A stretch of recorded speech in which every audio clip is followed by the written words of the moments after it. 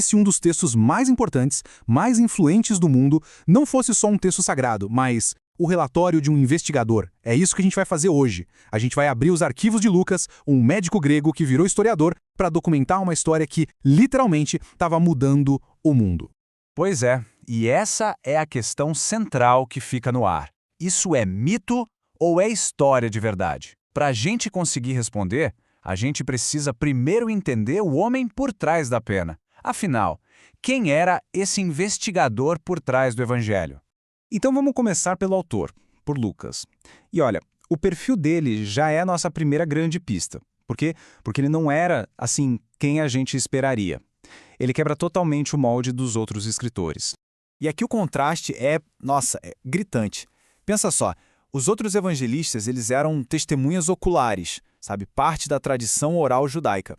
Já o Lucas, ele era um outsider, um médico grego lá de Antioquia. Ou seja, ele não viu os eventos acontecerem, ele investigou. É para pensar nele menos como um pregador e muito mais como historiador, que usou a mente científica dele para compilar, para verificar cada fato. E ele fez essa pesquisa toda num mundo que, olha, estava fervilhando. Tenta imaginar a cena. O Império Romano no auge do poder, uma fé nova se espalhando que nem fogo, sabe? E uma tensão política que estava prestes a explodir. Foi nesse cenário caótico que o Lucas decidiu organizar o que eram memórias orais num relato coeso, definitivo. Mas por que escrever mais um relato? Já não tinham outros? O motivo do Lucas era muito claro: resolver o que a gente poderia chamar de uma crise de confiabilidade. E aqui, olha só, o próprio autor entrega o jogo. Ele escreve, para que tenhas plena certeza. Ele não está pedindo fé cega, de jeito nenhum. Ele está oferecendo uma base sólida, um caso bem construído para dar segurança intelectual para quem estivesse lendo. E o destinatário dele, e esse tal de Teófilo, provavelmente era uma autoridade romana. Agora, para um cara como ele, adotar essa nova fé era um risco enorme. Então, o que o Lucas faz? Ele não escreve um poema, ele apresenta um dossiê, um argumento super fundamentado em fatos para mostrar que a fé do Teófilo estava sim ancorada na realidade histórica.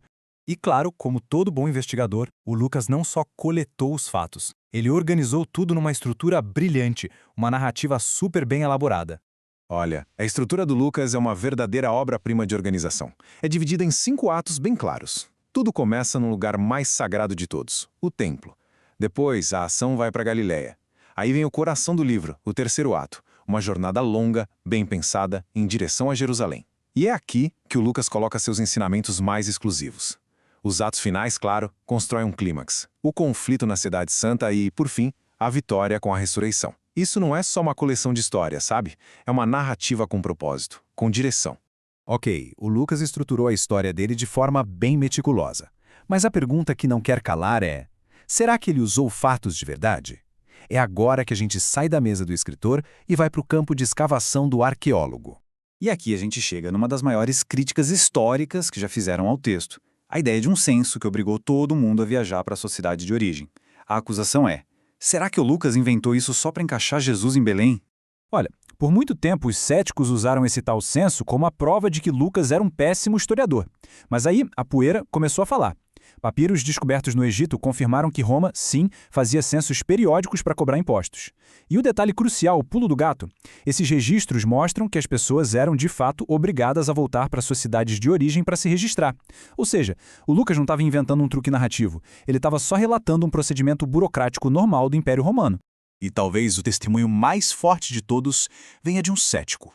O famoso arqueólogo Sir William Ramsay, ele foi para a Ásia Menor com uma missão bem clara: provar que os detalhes históricos de Lucas estavam todos errados. Só que, depois de décadas de escavação, as evidências o forçaram a chegar a uma conclusão chocante que ele tornou pública. Lucas é um historiador de primeira categoria.